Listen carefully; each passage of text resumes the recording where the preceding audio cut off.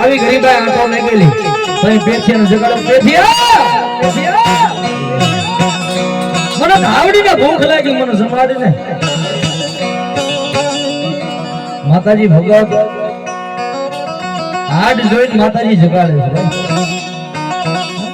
મન મેલાન તન ઉજડા કાતો બગલ કપટ રંગ એના કરતા તો કાકા ભલા જેમાં બીજો નો આવે રંગ લુગડે મેલા હોય ને એની બાજુમાં બેહાય પણ પેટ મેલાનો ગ્રહો ન કરે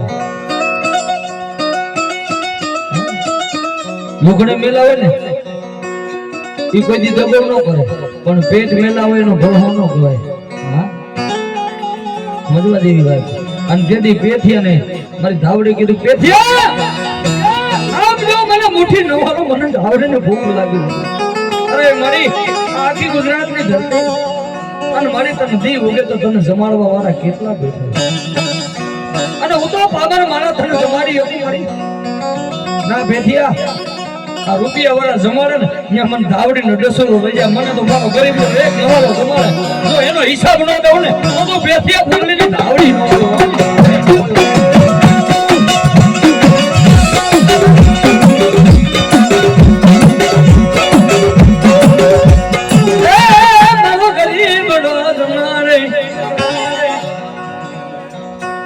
કે બાબા બાબા મારી ગરીબાઈ ની દેવ આ છોરાની માના વીતી ગયેલા તઈ પેથિયાને સપનામાં આવ્યો હવે પેથિયાએ નક્કી કર્યું માતાજીને જમાડવી છે બાકી વાત ભલે બે દી ભૂખ્યું હું રહેવું પડે પણ મારી દેવને જમાડું ઈ ભૂખા રહીને માતાજી જમાડે માતાજીની થાંભલી રોપાડે એટલે બાણાધારી થી 24 કલાક જમાતું નથી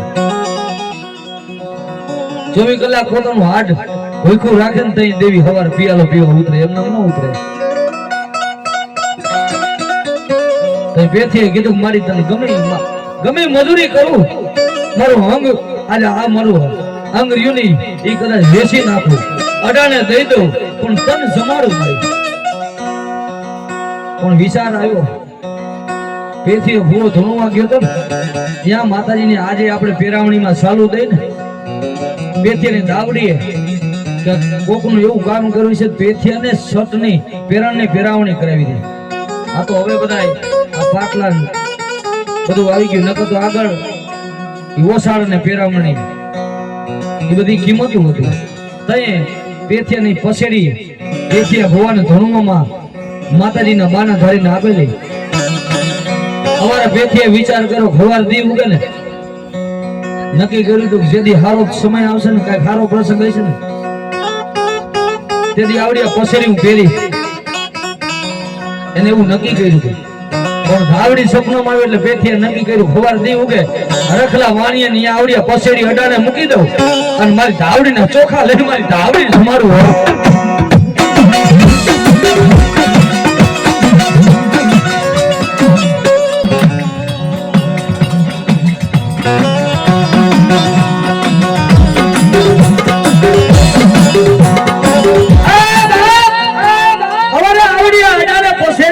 મારી ધાવડીને જમાડું સવારનો દી ઉગ્યો પટારામાંથી પસેડી કરી ભાંગલ ઝૂંપડામાંથી ક્યાં જાય હરખલા વાણિયાને અહીંયા પોતાની પસેડી લઈ અને શેઠને કહે છે શેઠ આવડો મારી પાસે પૈસા નથી પણ આવડી આ પસેડી રાખો જેથી મારે બાવને બર થાય છે ને તેથી પસેડી છોડાવી જાય પણ આવડી આ પસેડી અત્યારે એટલે રાખો કેમ કે મારે મારી ધાવડીને જમાડવી છે ને એટલે 500 ચોખા આપો એક અગરબત્તીનું પડીકું આપો અને એક મારી ધાવડીનું નાળિયેર આપો મારી દેવને જમાડવી છે મારે હરખલો વાણિયો કે કાઈ વાંધો નહીં લાવી પસેડી બહુ સમજવા જેવી છે દેવીઓના માર કેવા હોય ને એમાં બધું આવે પણ હવે આમાં શું છે બધું ગરાક વગરની કહાની છૂટે પૈસા દીધે આ ગવાતું નથી 1.5 લાખ રૂપિયા દે તો નથી ગવાતું નથી જ ગવાતું પણ પેથીએ તેથી એટલું કીધું કે શેઠ હવે અત્યારે આપણે 60 ભાઈબંધ અંદર દઈએ તો આટલા આપણે સ્વાર થઈ અરે લુગડા જોડી કોક માંગે તો ઈ કે ના હો ભાઈ એમાં કાઈ નહીં આવે હવે એનું અંગ એટલે એની ફસેડી આપણી આ 5000 ની જોડી થી વધારે તે પસેડી ની કિંમત હતી. 5000 થી વધારે પસેડી ની કિંમત હતી. જે પસેડી પહેરતા હોય ને આગળના વડવાન કોક દી ખૂંજો. જો અમારે હરિભુવા મેરડીના ભગત અહીંયા 501 રૂપિયા હરેશ રાવણ ને આપે છે.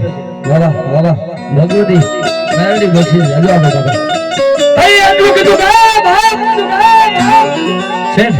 આવડિયા પસેડી રાખો અને મને બાસમતી ચોખા આપો, એક નાળિયેર ને એક અગરબત્તી નું પડીકું આપો. હવે શેઠ ને રૂપિયા વાળો એને થોડોક ગમાનો હોય ખરા. શેઠ ને ઓળખો કે આ પેથીઓ ને શું પેથી ની ધાવડી, આ પેથી ને ધાવડી શું ખબર પડે? ચોખા બાસમતી નહોતા આપ્યા, જે જીવાત વાળા ચોખા હતા ને પેથી ને પડીકું વાળીને દઈ દીધા. પેથિયા જમાડી લે અને જેથી તારે બાવનો બળ થાય ને તેથી તારી પસેડી લઈ જાય. વાંધો નહીં બેન, ક્યાં જાય? મારી ધાવડી પાસે એ 3.5 પાણાનો મંગારો કરી અને માથે ધાવડીના નામના નિવેદ સડવા મૂક્યા હો. આમ કરીને આમ જે નિવેદ સડતા હતા, સીબો ખોલ્યું તા તો માથે જીવડા ખત બધા. ઓહો તેથી કે મારી એને ગુડો કર્યો. ધાવડી તે મને કીધું હોત ને તો મારી પસેડી હું ઓડાડ ન કરત. મારે મારી એને દેવો કરવો તો ધાવડી ન્યા સારું કઈ પેથીએ રહેવા દે તો મારે કે મારી નાખું. હું તો એ ધાવડી છું, પણ બેટા હું મારું તો મને મસનો મને ધાવડીને ચડે હું ખાવા ઉતરું ને બેટા, એટલે મને ધાવડીને મારવાનું ન હોય. પણ જા સારી હારતે કહી દે આ શેઠ ને કે આવડા ચોખા પાછા લઈ લ્યો, મને બાસમતી ચોખા દો, મારી દેવીને જમાડવી છે. અને જો ન બદલાવે તો પછી મારા રૂવાડા જોઈ લે. હવે એમને બકરીઓ લઈ જે કાંઈ હતું મંગારો લઈને શેઠ પાસે પેથ્યો.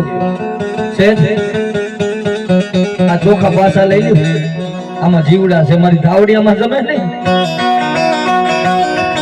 પેથિયા એમાં બીજું કાંઈ ન હોય, મારી ધાવડીને જમાડી દે જમી જશે. શેઠ રેવા દો, મારી દેવ જમશે નહીં બાપ, હું તો નબળો માણસ. એમ કરતા કરતા શેઠ ને પેથિયા સડવડ થઈ. હડક પેથિયા ની માથે ધોરનો ઘા કર્યો ને માથામાં અંગોળો છૂટી ગયો. ઓહો મળી અંતે મને માર ખવડાવ્યો ને. આ પેથિયા મોઢામાંથી બોલ અને હવારે જો કરે વેચ એકનો જીવડો કાઢી મારી નો નાખો ને તો પેથિયા પૂરી ને આપી દો.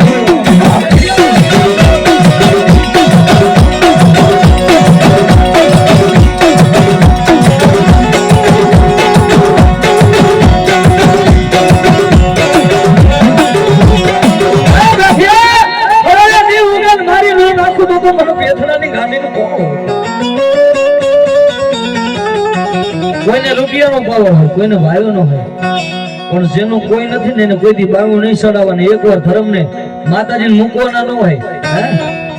આરાધના કરીને ભજન કર્યું હોય અને મૂકો ઈ માતાજીને મનાય નહીં. જો નાભી ભરે અને ભલા માણા એક દી જો કદાચ 100 મહિના ખાટલામાં હુતેલા જગાડે ને તો મારી ધાવડીને મારી બેરડીને ખોટું થઈ જાય.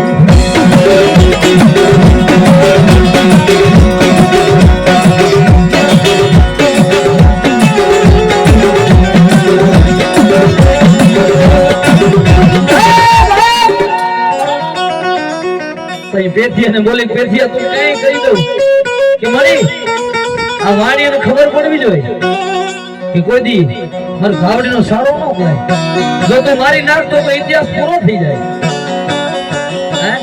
તઈ બોલી પેથિયા જા રાતનો 12 વાગે અને પેથિયા તાર માર ભાવડીને રૂવાડા જોવાય તો સાંભળી લે. રાતનો 12 વાગે એક બાજુ રખલા વાણીઓ અને એક બાજુ એનું ઘરનું માણસ અને એક બાજુ એનો એક ને એક દીકરો કે વાણીઓ ધોણે કે ન ધોણે તો પેથિયા સાંભળ રાતનો 12 નો ટકોરો થાય. એક બાજુ એનો કદાચ એનો દીકરો હોતો ને એક બાજુ એનું ઘરનું માણા. એ રાતનો 12 નો 12:30 નો સમય થાય.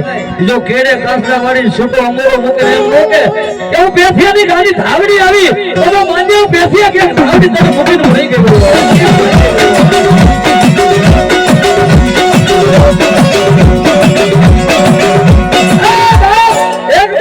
રાતનો 12 નો ટકોરો થયો. રખલા વાણીયાના ઘરે પહોંચી હો ભાઈ. ઘરનું માળા કે છે ખબર કોણ છે? 6 મહિના બાયડી ધૂણાનો ભલામણા તો ઈ નાગણીયું છે આમ જોવે એનો 18-20 વર્ષનો છોકરો એની માથે મારી ધાવડી કોણ છે શું મારા પેથિયાની માથે ધોળો ઘા કરે હું પેથિયા ફૂંડણીની ગાડી ધાવડી જો 24 કલાક તારા દીકરાને તારા ઘરના માણસ રેઠા મૂકું ને તો તું હલ્લાના હરાની ધાવડી ન હોય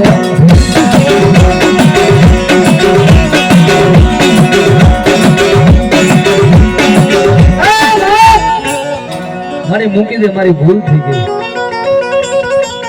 શેઠને ઝુકાવી દીધો કે ખબર હવારે દી ઉગે અને મારા કુર્તા નિવેદ અને 2 જોડી લુગડા લઈ 2 ખસેડી લઈને મારા પેથિયાને મૂક ને તો તારા ઘરના માણસને મૂકું તારા દીકરાને મૂકું નકર જો કદાચ 24 વર્ષ ધોણાવું નહીં ને તો પેથિયાની ગાડી આવડી ન હોય